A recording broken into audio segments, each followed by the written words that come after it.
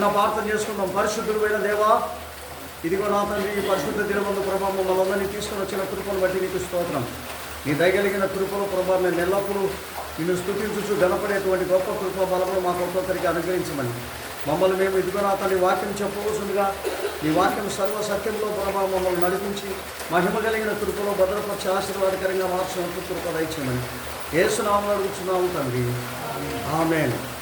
దేవుడు ఈ దినమున మనతో మాట్లాడినట్లుగా దేవుడు అంటున్నాడు, నా పరిశుద్ధమైన పర్వతం మీదికి ఎక్కదగిన వాడెవడు అని ఆయన అంటున్నారు. ఎక్కేవాడు ఎవరు అని చెప్తున్నాడు దేవుడు.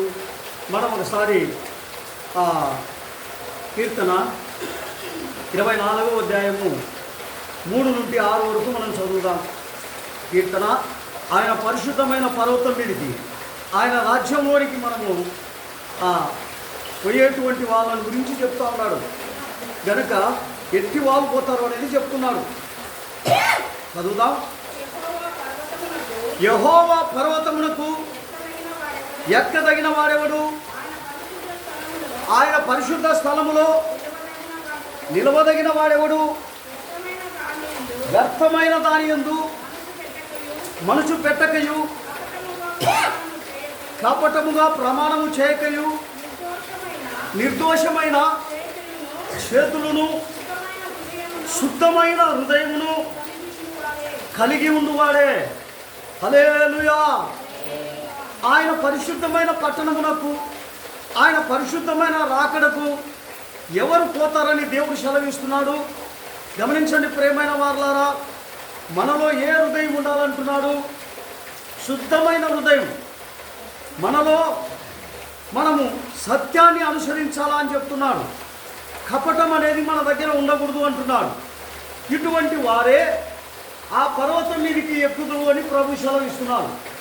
ఇటువంటి యొక్క నిరీక్షణతో మనం ఈ దినమున జీవించాలని ప్రభు మనకు బోధిస్తున్నాడు. ప్రియమైన దేవుని బిడ్డ, ఈ చివరి దినాలలో మనం ఉన్నాం. ఈ చివరి దినాలలో మనము దేవుని యొక్క సన్నిధానంలోనికి చేరాలనే, దేవుని యొక్క రాజ్యములో చేరాలనే దేవుని యొక్క సన్నిధానానికి వస్తున్నాం. అటువంటి యొక్క దేవుని యొక్క సన్నిధానములో మనము దేవుని యొక్క వాక్యము మనతో ఏం చెప్తా ఉంది, వాటిని గ్రహించాలా అంటాడు. వాటిని గ్రహించి వాటి ప్రకారం మనం అర్థం చేసుకొని వాటి ప్రకారం జీవించినప్పుడే దేవుని యొక్క పర్వతం మీదికి, దేవుని యొక్క రాజ్యం మీదికి వెళ్తామని ప్రభు సెలవిస్తున్నాడు. దేవుడికి స్తోత్రం. అదే కీర్తన 15వ అధ్యాయము 1 నుండి 5 వరకు ఒక్కొక్క చిన్న మీద చదువుదాం. యెహోవా నీ గుడారంలో అతిథిగా ఉండదగిన వాడెవడు? నీ పరిశుద్ధ పర్వతము మీద నివసింపదగిన వాడెవడు? గమనించండి ప్రియమైన వారలారా, యథార్థమైన ప్రవర్తన కలిగి నీతిని అనుసరించుచు హృదయపూర్వకంగా నిజము పలుకువాడే. అట్టివాడు నాలుకతో కొండెములాడడు, తన చెలికానికి కీడు చేయుడు, తన పొరుగువాని మీద నింద మోపడు. అతని దృష్టికి నీతుడు అసహ్యుడును. అతడు యెహోవా యందు భయభక్తులు కలిగిన వారిని సన్మానించును. ప్రమాణము చేయగా నష్టము కలిగినను మాట తప్పడు. తన దైవము వడ్డీకి ఇయ్యడు. నిరపరాధులు చెరుపుటకై, హల్లెలూయా హల్లెలూయా. మళ్ళీ చదువుతా. నిరపరాధుని చెరుపుటకై లంచము పుచ్చుకొనడు. ఈ ప్రకారము చేయవాడు ఎన్నడను కదిలింపబడడు. హల్లెలూయా. గమనించండి ప్రియమైన వారలారా, దేవుని యొక్క బిడ్డలమైన మనం, దేవుని యొక్క ఆలోచన ప్రకారం జీవించే మనం ఈ యొక్క కార్యములు మన దగ్గర ఉండకూడదని ప్రభు సెలవిస్తున్నాడు. ఇవన్నీ పెట్టుకొని మనం ప్రార్థన చేసేటప్పుడు ఏ రీతిగా దేవుడు మన పక్షాన ఉంటాడు, దేవుడు ఏ రీతిగా మనకు ఆశీర్వదిస్తాడు, ఏ రీతిగా మనకు సహాయం చేస్తాడు, ఇది గుర్తించక ఇదిగో మేము చేసేదే కానీ మరి దేవుడు మమ్మల్ని కాపాడాలా, మమ్మల్ని రక్షించాలా, ఇది ఎంత దౌర్భాగ్య స్థితి ఒకసారి ఆలోచన చేయాలి. మనుషులు ఆలోచన చేయరు. దేవుని యొక్క చిత్తం ఏదో, దేవుని యొక్క కథ ఏమిటో, దేవుని యొక్క ఆలోచన ఏమిటో అది మనుషుని పరీక్షించమంటున్నాడు.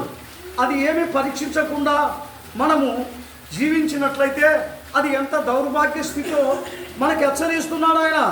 అందుకని ఆయన అంటున్నాడు, 1 యోహాను సువార్త 1వ అధ్యాయము 7 నుండి 9 వరకు మనం చదివినప్పుడు ఇటువంటి యొక్క దుష్ట స్వభావాలు మన జీవితంలో ఉండకుండా చేసుకోవాలని ప్రభు సెలవిస్తున్నాడు. ఇవన్నీ మన జీవితాలలో ఉన్నంత వరకు మనం దేవునికి దూరంగానే ఉంటాం, దేవునికి సమీపంగానే ఉన్నాం. దేవుడు చదువుదాం 1:7 నుండి 9 వరకు. అయితే ఆయన వెలుగులో ఉన్న ప్రకారము మనమును వెలుగులో నడిచిన ఎడల మనము అన్యోన్య సహవాసము కలిగిన వారమై ఉందుము. అప్పుడు ఆయన కుమారుడైన యేసు రక్తము ప్రతి పాపము నుండి మనలను పవిత్రులుగా చేయును. మనము పాపము లేని వారమని చెప్పుకొనిన ఎడల మనలను మనమే మోసపుచ్చుకుందుము, మరియు మనలో సత్యం ఉండదు. మన పాపములను మనము ఒప్పుకొనిన ఎడల ఆయన నమ్మదగిన వాడును నీతిమంతుడునై ఉండి ఆయన మన పాపములను క్షమించి సమస్త దుర్నీతి నుండి మనలను పవిత్రులుగా చేయును. మనము పాపము చేయలేదని చెప్పుకొనిన ఎడల ఆయనను అబద్ధికునిగా చేయువారమగుదుము, మరియు ఆయన వాక్యము మనలో ఉండదు. హల్లెలూయా. గమనించండి ప్రియమైన వారులారా, దేవుడు ఏది చేయకూడదు దేవుని పిల్లలు అని దేవుడు సెలవిస్తున్నారు. అటువంటి యొక్క స్థితిలో మనం ఏది చేయాలి ఏది చేయకూడదు అనేటువంటి గుణగణాలు కూడా ప్రభువే మనకు బోధిస్తున్నారు. ఇటువంటి మీరు చేయకుండా ఉన్నప్పుడు మీరు నాకు సంపాద్య మనుషులైతారు, నా యొక్క సొంత మనుషులైతారు, నేను సంపాదన చేసుకున్నటువంటి యొక్క భూమి మీద నా పిల్లలైతారు అని ప్రభు సెలవిస్తున్నాడు. గమనించండి ప్రియమైన వారులారా, ఈరోజు మరి మన జీవితంలో మన యొక్క శరీరంలో ఉండి పుట్టినటువంటి ఒక పిల్లలే మన మాట వినరు, మనం చెప్పినటువంటి యొక్క రీతిగా నడుచుకోరు.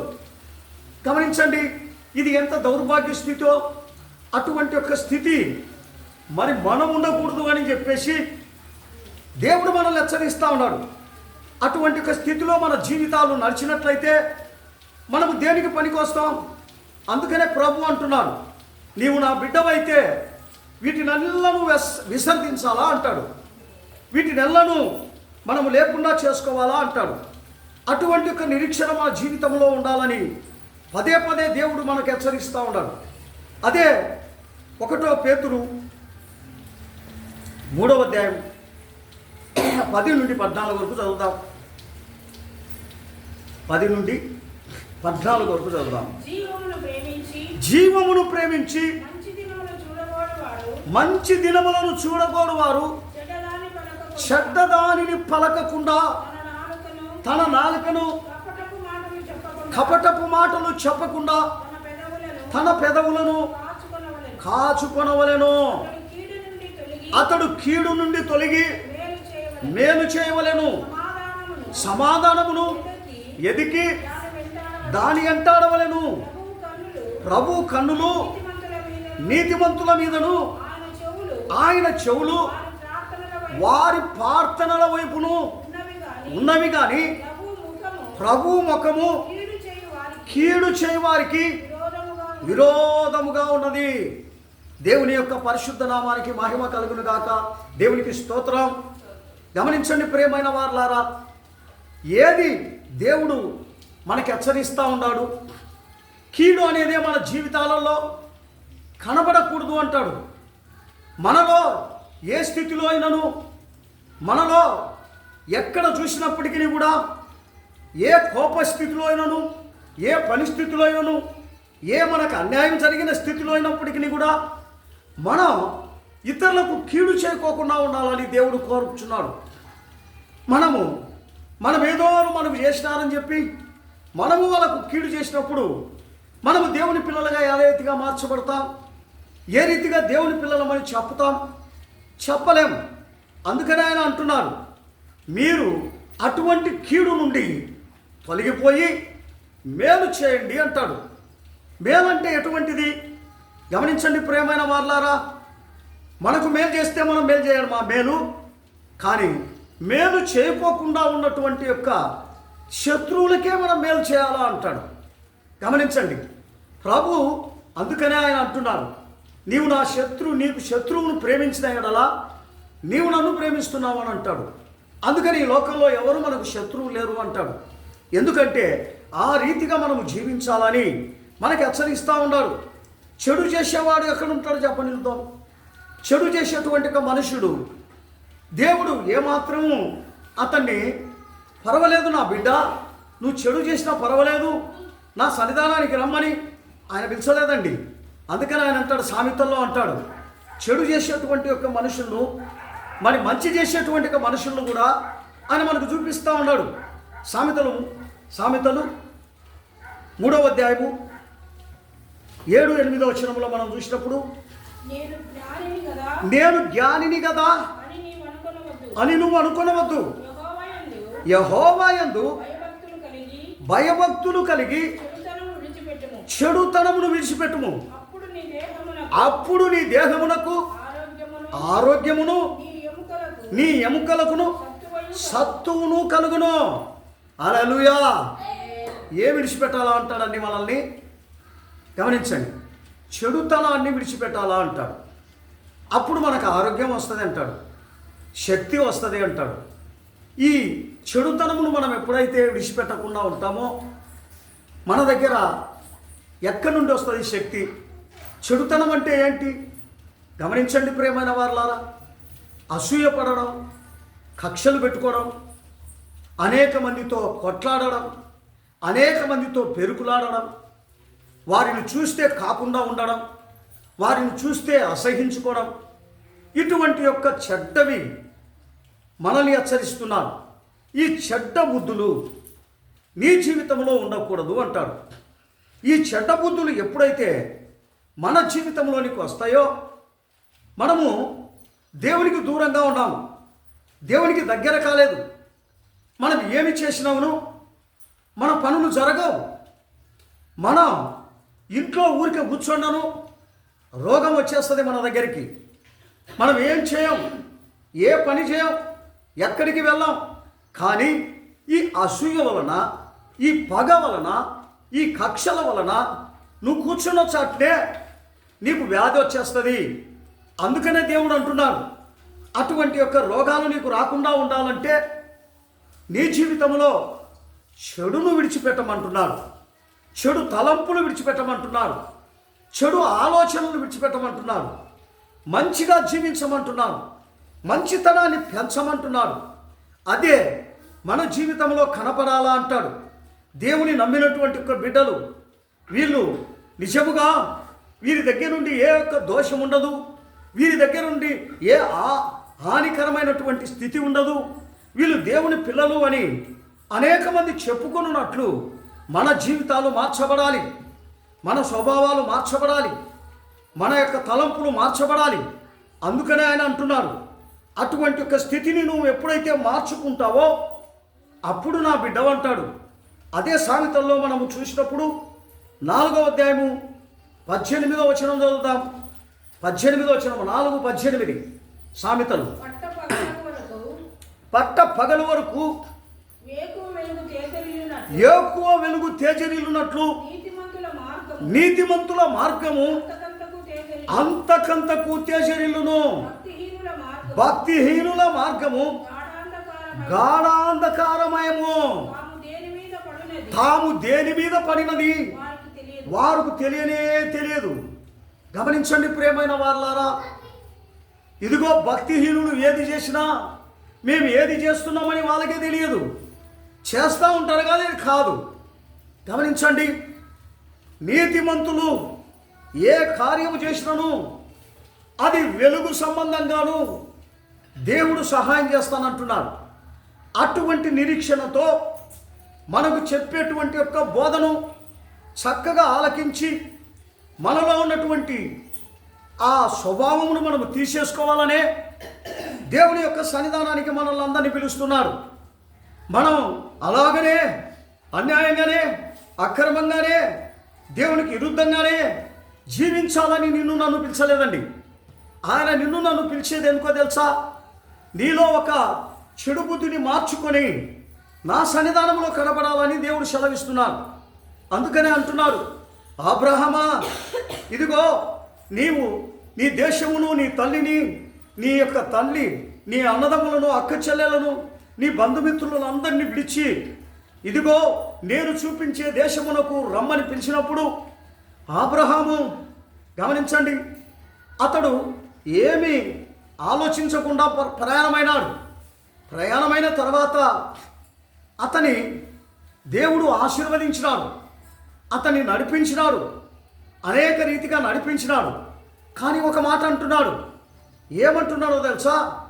ఇదిగో అబ్రహమా, నా సన్నిధానంలో కనపడేటప్పుడు నిందారహితునిగా కనబడు. నీలో ఏ దోషము లేకుండా, ఏ కపటము లేకుండా, ఏ అన్యాయము లేకుండా, ఏ అక్రమము లేకుండా నీవు నాకు కనపడమని చెప్తా ఉన్నాడు. గమనించండి ప్రియమైన వారలారా, మనం ఎంత ప్రేమికులమైనను, ఎంత ప్రార్థన పరులమైనను, ఎంత వాక్యం చెప్పే వాళ్ళమైనను, ఎంత దేవుని యొక్క బిడ్డలుగా ఉన్నను, మనలో చెడుతనం అనేది ఉన్నప్పుడు చెడు యొక్క గుణాలు మనకు ఎప్పుడైతే ఉంటాయో వాటిని దేవుడు సహించడు, వాటిని ఒప్పుకోడు ఆయన. అదే 19వ వచనం చదువుతాం. అది చదివినావా?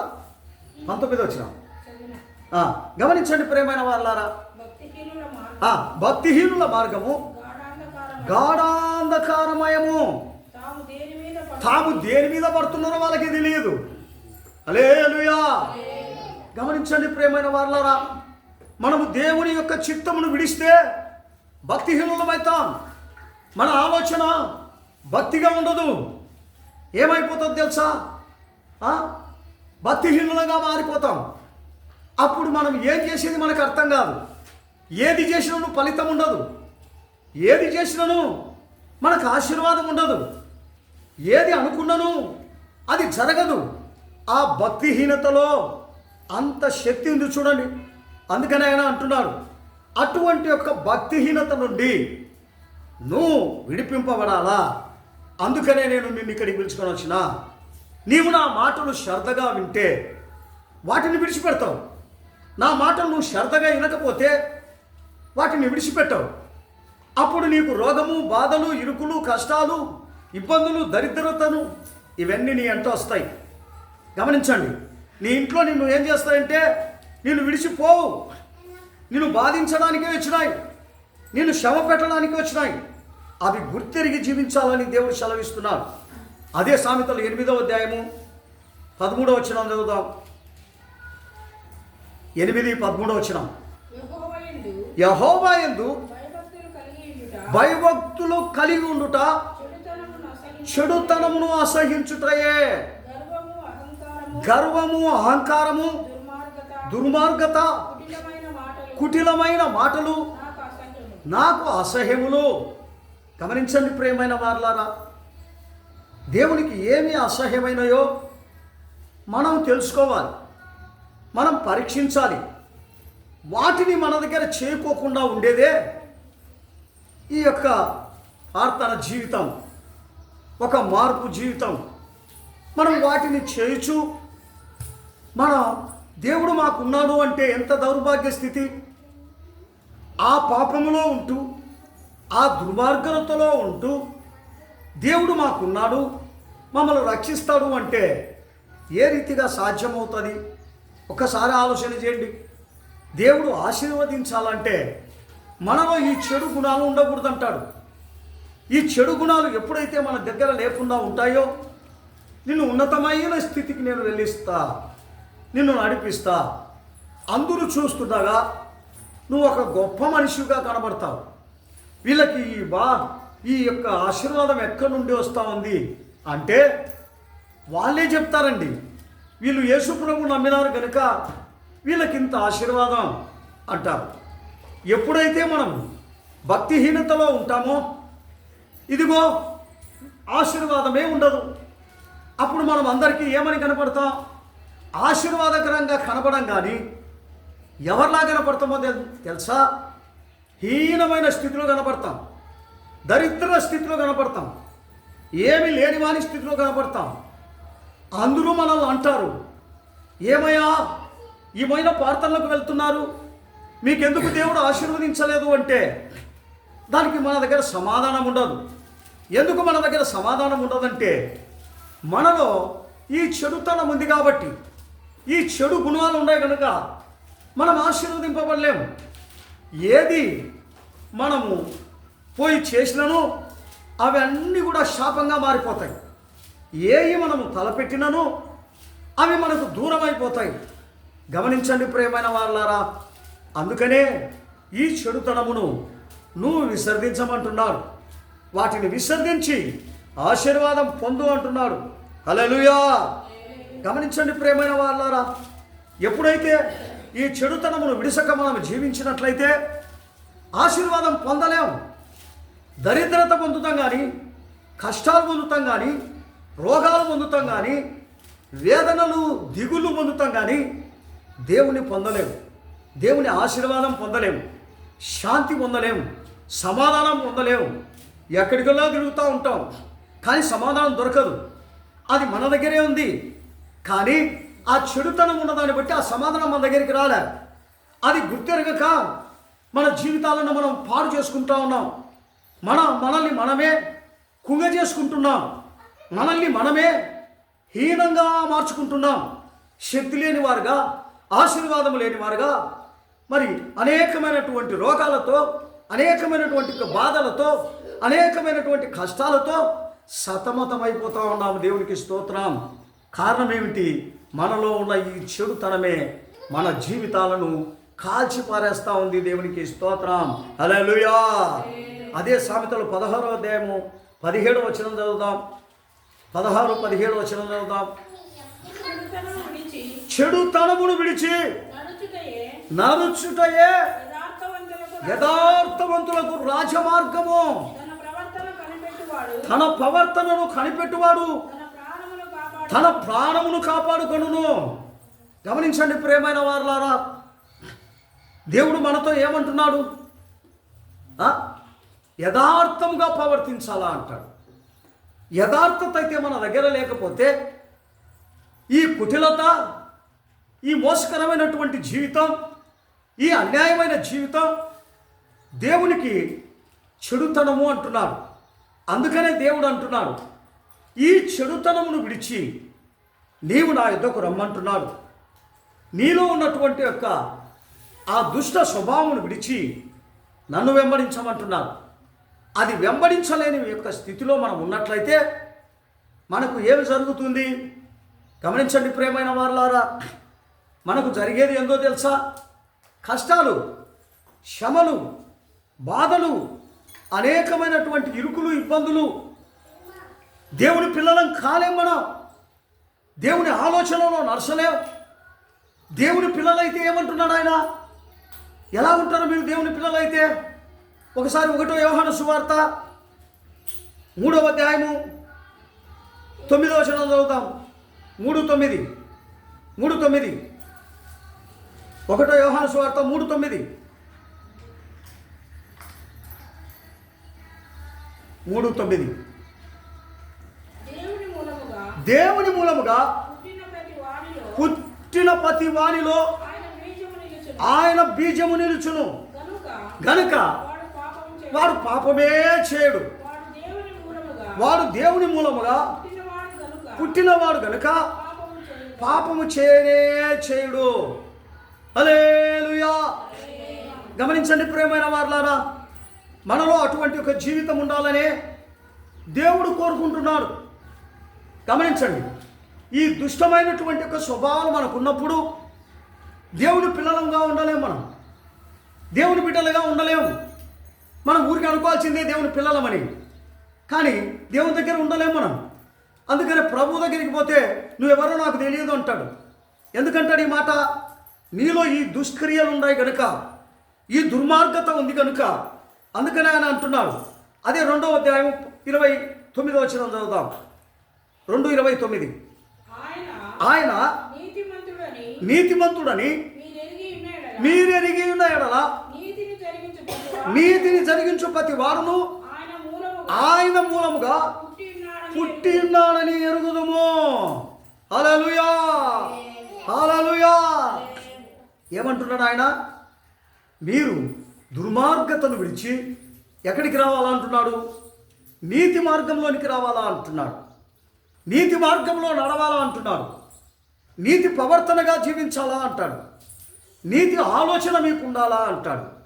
ఈ ఎప్పుడైతే మన దగ్గర లేకుండా పోతాయో దేవునికి పిల్లలం ఎలాగైతాం?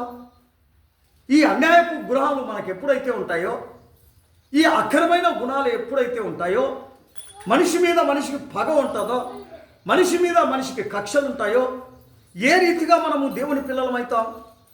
అందుకని ఆయన అంటున్నాడు. అదే 6వ వచనం చదువుతాం. అదే 6వ వచనం. 2:6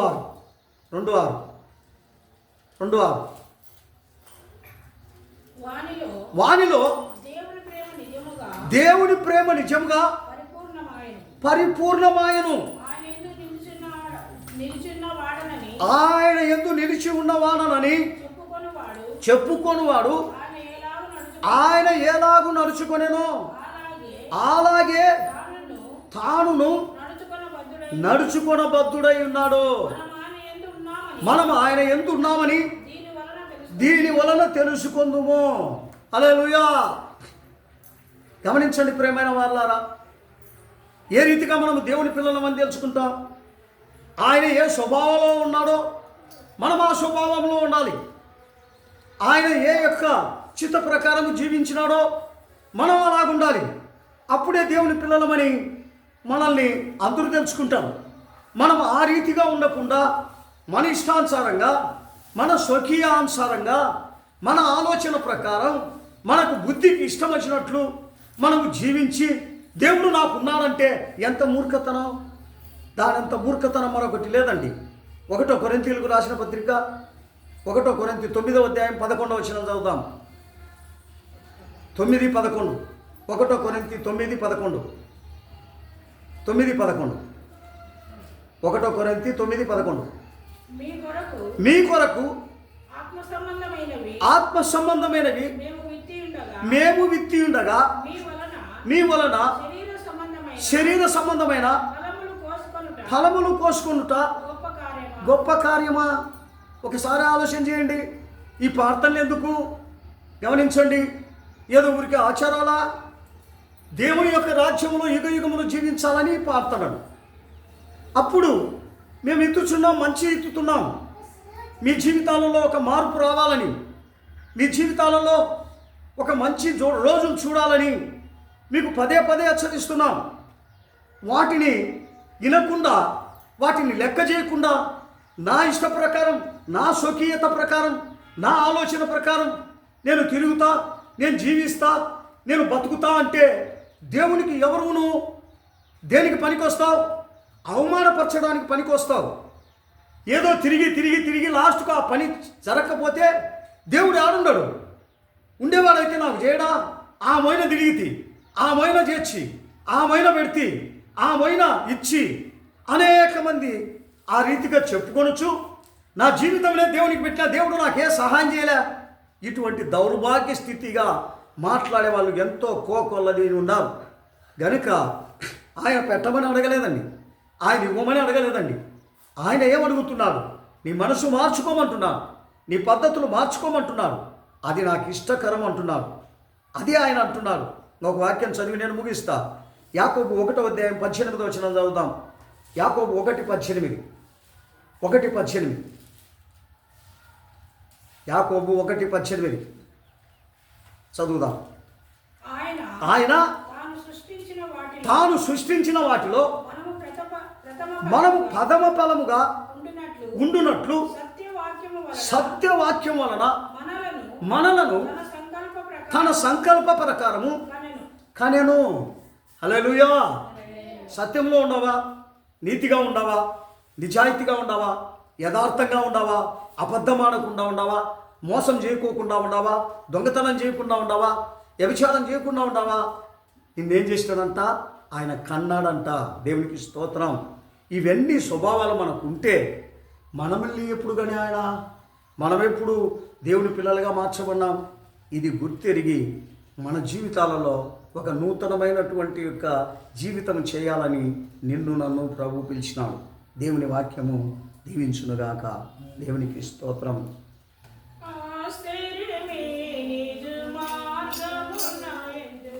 అనుదినం బ్రోచితివి ఆశ్చర్యమే మార్గమునాయ. అనుదినం బ్రోచితివి ఇరుకైన దారిలో సాగిపోవుటకు ఇరుకైన దారిలో సాగిపోవుటకు